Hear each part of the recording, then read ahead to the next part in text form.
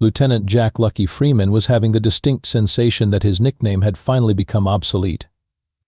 The 6-person human scout team huddled behind a cluster of iridescent blue rocks on the uncharted moon designated XP-427.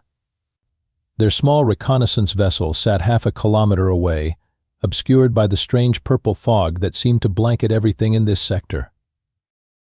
"Boss, you know how you said this was going to be a milk run?" Corporal Dexter Dex Rodriguez wiped alien soil from his tactical scanner. "I'm starting to think that whoever gave us our intel was high on something stronger than milk." Lucky scowled. "Can it, Rodriguez? No one was supposed to be here. This entire sector was classified as unoccupied. Tell that to them." Tech specialist Mira Okafor pointed toward the horizon where a massive vessel was descending through the atmosphere, its engines emitting an ominous red glow that penetrated even the dense fog. "Who brings a ship that size to an unoccupied moon?" whispered Private Quinn O'Malley, the team's demolitions expert, whose eyes were wide with a mix of professional appreciation and personal terror. The 6th member of their team, Sergeant Talia Doc Patel, peered through her enhanced binoculars. "Those aren't just any aliens. Those markings, that's a Grazulian dreadnought. They're supposed to be on the other side of the Orion Arm." "Well, they got the memo about this place before we did," muttered Communications Officer Liam Wong. "And I'm picking up transmissions. Lots of them. This isn't a casual visit, this is a military operation." Lucky silently cursed his superiors, the universe, and whatever cosmic force had landed his small scout team directly in the path of one of the most aggressive species encountered in humanity's brief time among the stars. The Grazulians had a reputation for shooting first and not bothering with questions later because, in their philosophy, dead enemies couldn't lie. "Options?" Lucky asked, although he already knew the answer. Mira tapped her scanner. "There's an abandoned mining facility about half a click north. Might have some defensible positions. And our ship. Remote access still functional. I can call it to us once we've secured a position." Liam was already typing commands into his wrist computer. "All right, people." Lucky took a deep breath. "We're a scout team, not a combat unit, but we all know the drill. No human tech falls into alien hands. We hold until extraction." He did not add the obvious that extraction might never come. "Move out. Move out." As they slipped away through the purple haze, none of them noticed the small Grazulian drone that detached from the underside of the dreadnought, silently tracking their heat signatures across the alien landscape. The abandoned mining facility would have been a fascinating subject for xenoarchaeological study if they weren't using it to hide from imminent death. Carved into the side of a cliff face, its cavernous main chamber branched into dozens of smaller tunnels. Strange machinery, covered in decades of dust, lined the walls. Rodriguez swung perimeter sensors. "O'Malley, let's see what kind of nasty surprises you can cook up with whatever's left in this dump." "Doc, Okafor inventory what we've got and what we can use." Lucky was moving on autopilot, years of training kicking in despite the fact that their situation was well outside standard mission parameters. "I've got movement," Rodriguez called. Multiple signatures approaching from the south. "It's fast." On the Grazulian dreadnought hovering above the moon's surface, Commander Vrex Tal adjusted his ceremonial battle harness. 3 decades of military service had earned him command of the prestigious 8th Frontier Fleet. This mission was supposed to be a simple survey of a potential mining outpost. Finding humans here so far from their established territories was unexpected, but not unwelcome.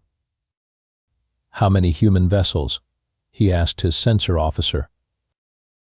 "Just one small ship, Commander. Appears to be a reconnaissance craft. Minimal armaments." Rex Tal's mouth ridges curled into what passed for a smile among his species. "Perfect. A quick victory to begin our expedition. Let's deploy first assault team. Standard elimination protocols." Back in the mining facility, O'Malley had just finished rigging the most ingenious death trap of his career using mining explosives, alien lubricant fluid, and parts from his own equipment belt. "It's not pretty," he admitted, "but it will make a very big boom." "I've been working on these old mining drills," Mira added. "Repurposed the power source to juice up our personal shields. They'll hold for maybe 3 direct hits instead of 1, assuming the aliens don't bring heavy artillery." "They always bring heavy artillery," Doc muttered, sorting through medical supplies. "It's like their thing." Lucky nodded, looking around at his team. They were scouts trained to observe, report, and avoid engagement. Yet here they were, preparing for a siege against an enemy that outnumbered them at least 50 to 1. The first wave of Grazulian troops approached with typical alien confidence directly up the main entrance path, weapons ready but not expecting serious resistance. "Now," Lucky shouted as the first aliens triggered O'Malley's makeshift mine. The explosion rocked the entire facility, bringing down tons of rock and metal onto the advancing troops. Commander Vrextal watched the feed from his assault team with growing irritation as the dust cleared to reveal half his squad either dead or injured. "It seems these humans have some fight in them," his second-in-command observed. "Send in the heavy assault units," Vrextal ordered. "I want this finished before my evening meal." The next 3 hours became a blur of frantic combat. The humans used their knowledge of the facility's layout to deadly advantage, setting ambushes, collapsing tunnels on advancing troops, and using strange machines as improvised weapons. When Rodriguez's jury rigged an old mining laser to fire in concentrated bursts, taking out an entire squad of Grazulian elite guards, Commander Vrextal finally lost his composure. "How is this possible?" he roared at his tactical officer. "They are 6 humans with basic equipment. We have over 300 troops and a dreadnought." "Sir," the officer replied hesitantly, "our intelligence suggests these may be human special forces. Their tactics are unusually effective." Vrextal stared at the tactical display showing the mining facility. Somehow, impossibly, the humans were holding their position. A cold feeling settled in his stomach. If this was what human special forces could do, what would happen when their main fleet arrived?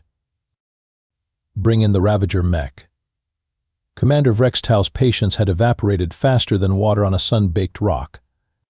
3 hours into what should have been a 20-minute mop-up operation, and his forces had barely penetrated the outer defenses of the mining facility. "And get me Admiral Klaatu on the quantum link. He needs to know we're engaging significant human forces here." Inside the mining facility, Lucky and his team were running on pure adrenaline and improvisation. "They've stopped coming through the North Passage," Mira reported, wiping sweat and alien blood from her face. Her uniform was torn in several places, and she'd been using parts of her own equipment to keep their defenses operational. "That's because they're bringing something big," Liam called from his position monitoring their jury-rigged sensor array consisting mostly of repurposed mining equipment and his own comms device. "I mean really big, like wish I had changed my underwear this morning big." Lucky nodded grimly. "O'Malley, what's left in your bag of tricks?" The demolitions expert grinned, despite the nasty gash on his forehead. "Remember those strange crystal formations we found in the lower levels? Turns out they're crazy volatile when you introduce an electrical current. I've rigged them into the main entrance. Won't stop whatever's coming, but it'll give it one hell of a headache." "Doc, how are we on medical supplies?" Sergeant Patel didn't look up from where she was patching Rodriguez's arm. "We'll all be dead before we run out. So I guess that's something." Always the optimist, Rodriguez winced as she tightened a bandage. "Boss, I got a clean shot at their command structure about an hour ago. Pretty sure I tagged someone important."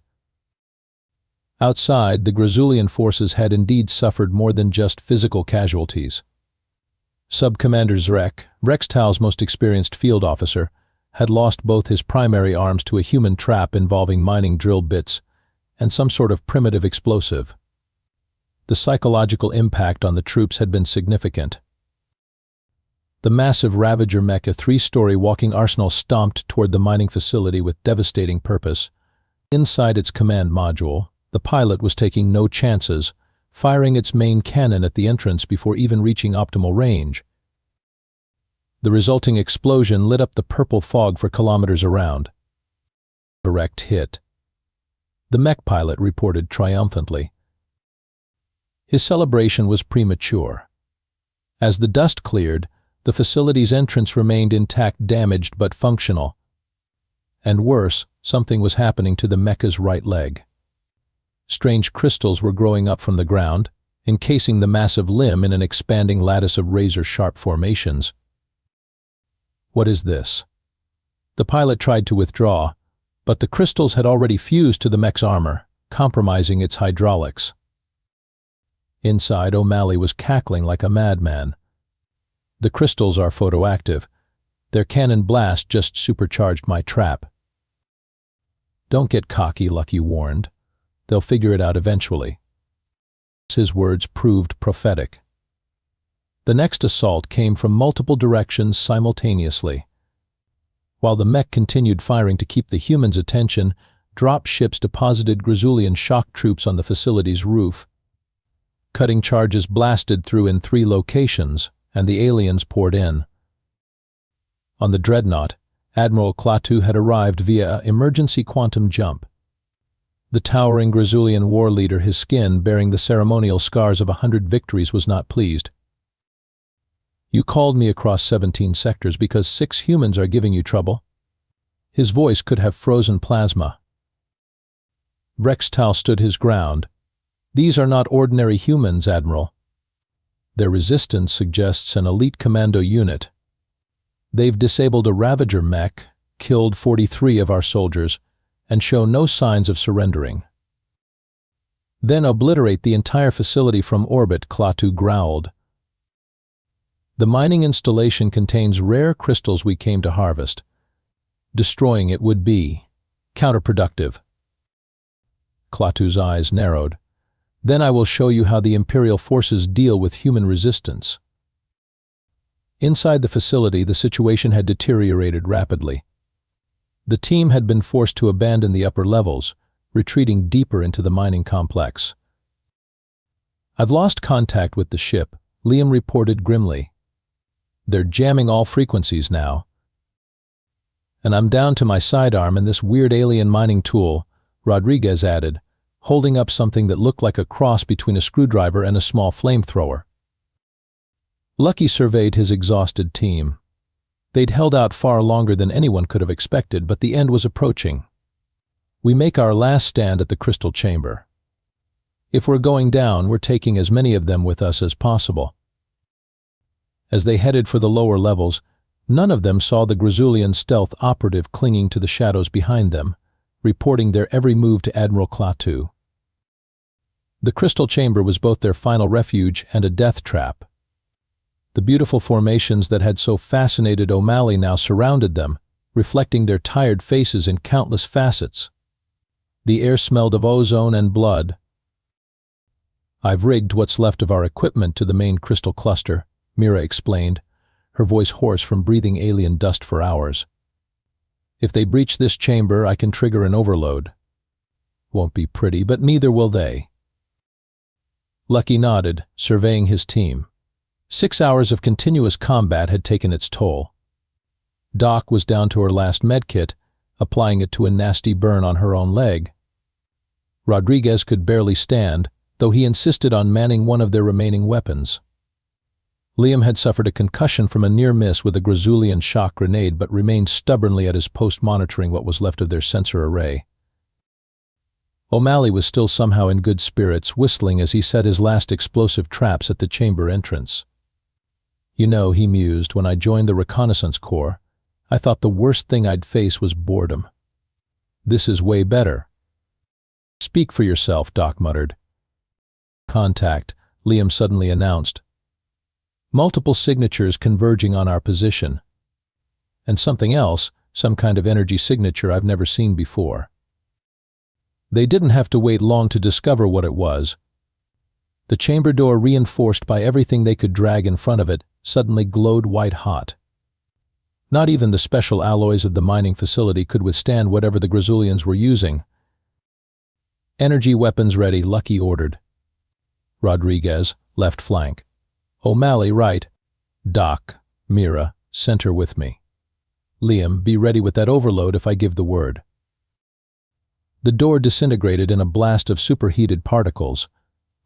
Through the smoke and debris strode a figure that made even Lucky's steady heart skip a beat.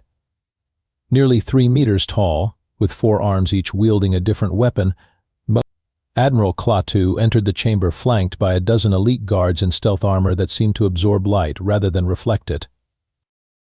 Impressive, the Admiral's voice rumbled through the chamber. Most impressive. What followed wasn't so much a battle as a brutal demonstration. The alien elite guards moved with terrifying speed and precision. Doc and Rodriguez went down in the first assault, stunned by weapons that seemed designed specifically to target human nervous systems. O'Malley managed to detonate his last trap, taking 2 guards with him before a third put him down. Liam lunged for the overload trigger, but a precision shot from Klaatu himself severed the connection cable.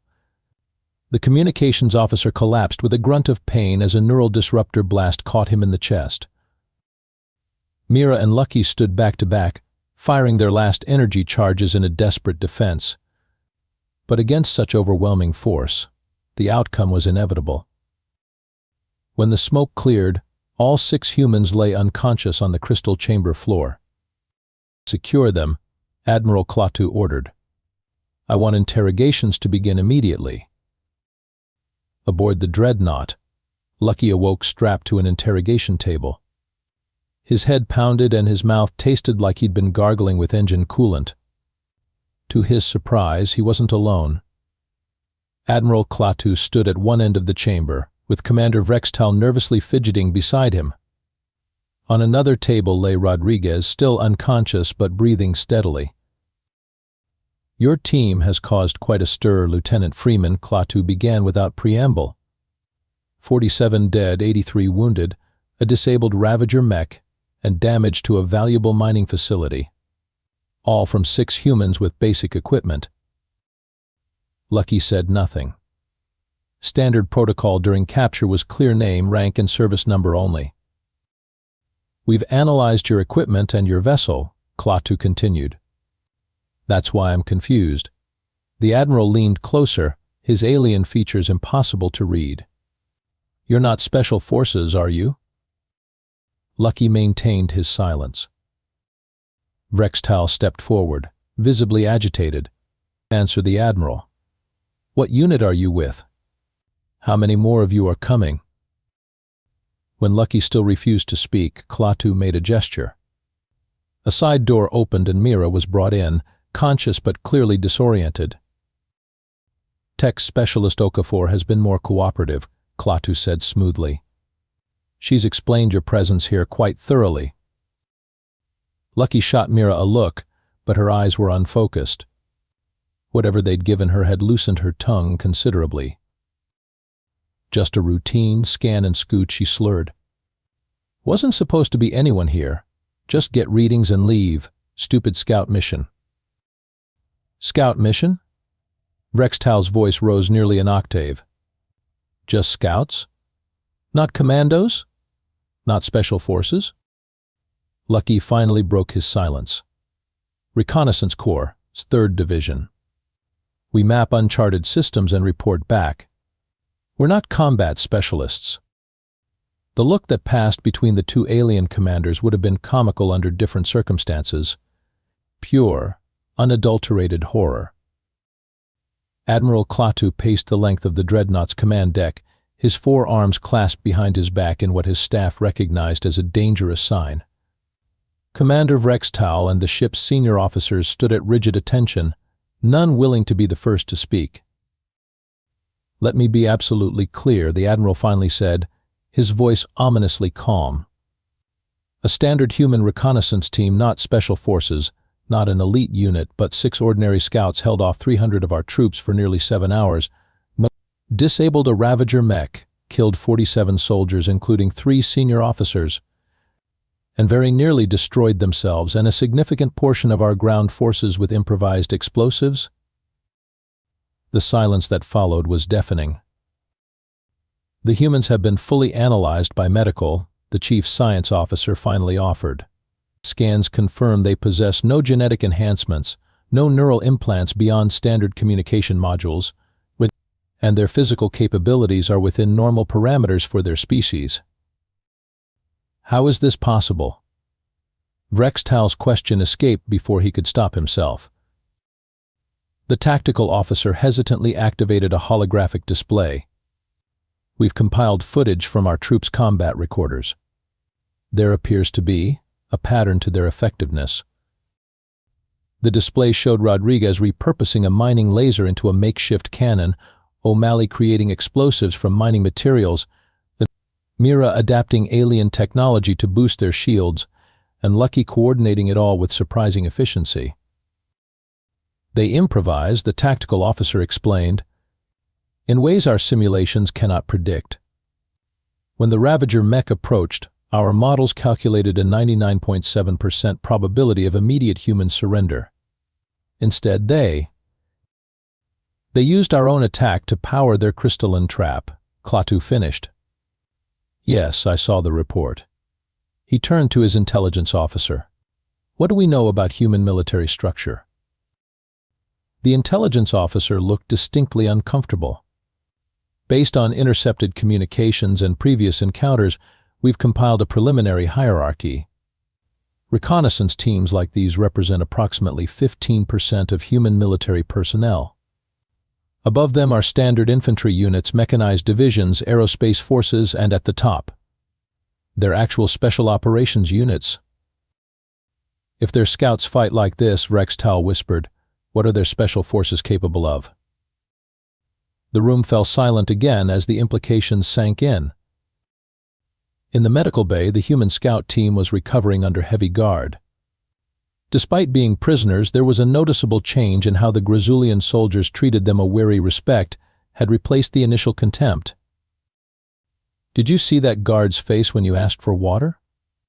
Rodriguez whispered to Lucky from his adjacent bed.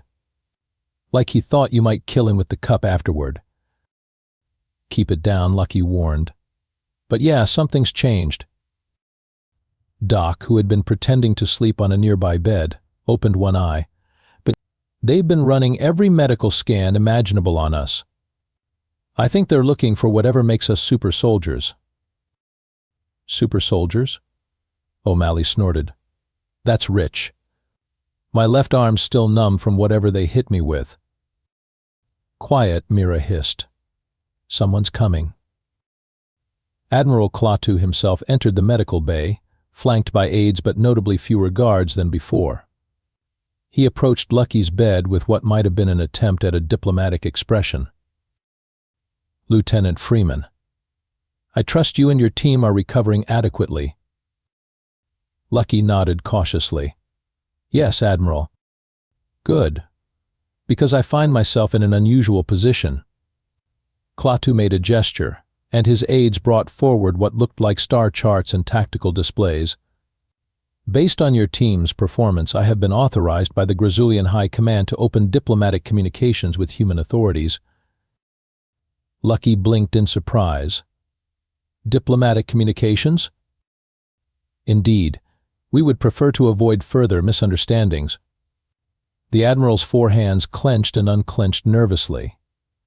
If your scout teams fight with such effectiveness, we have calculated that full-scale conflict with your special forces and main military units would be problematic. Lucky carefully kept his face neutral, though he could hear Rodriguez making a choking sound as he suppressed laughter. I would be happy to facilitate contact with my superiors, Lucky said diplomatically.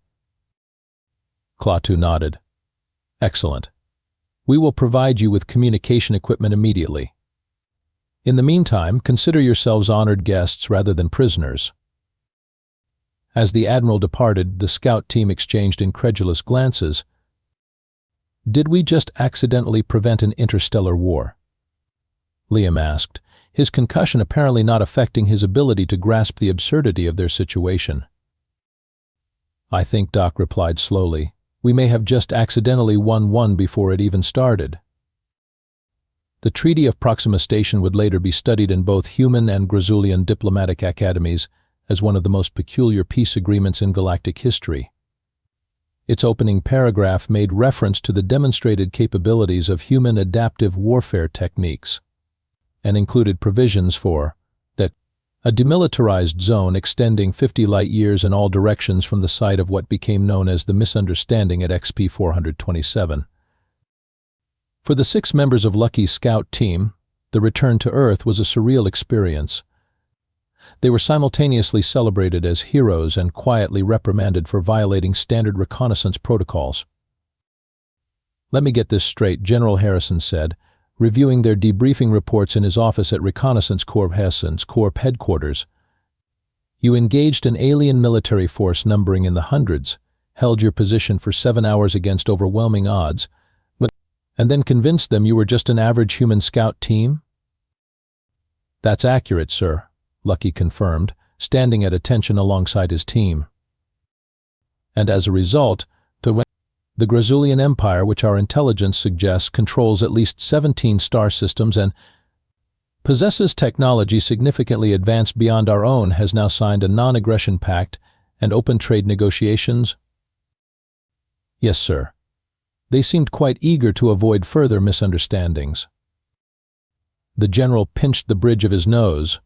"Freeman, your team was supposed to scan the moon and leave. No contact, no engagement, certainly no interspecies diplomatic incidents." "In our defense, sir," Rodriguez chimed in, "they shot first." "That's not helping, Corporal." The general sighed deeply. "I'm required to formally reprimand all of you for deviation from mission parameters. That will go in your official records." The team maintained their professional composure, though O'Malley's perpetual grin dimmed slightly. "I'm also required," the general continued, "to inform you that you've all been awarded the Solar Cross for extraordinary service beyond the call of duty. There will be a ceremony next week. The President will attend." He fixed them with a stern look. "Try not to start any wars before then." "No promises, sir," Lucky replied with the hint of a smile. As they left the general's office, Mira nudged Lucky. "So what happens now?" 2 weeks mandatory leave, then back to duty. Though I suspect our mission profiles might change a bit.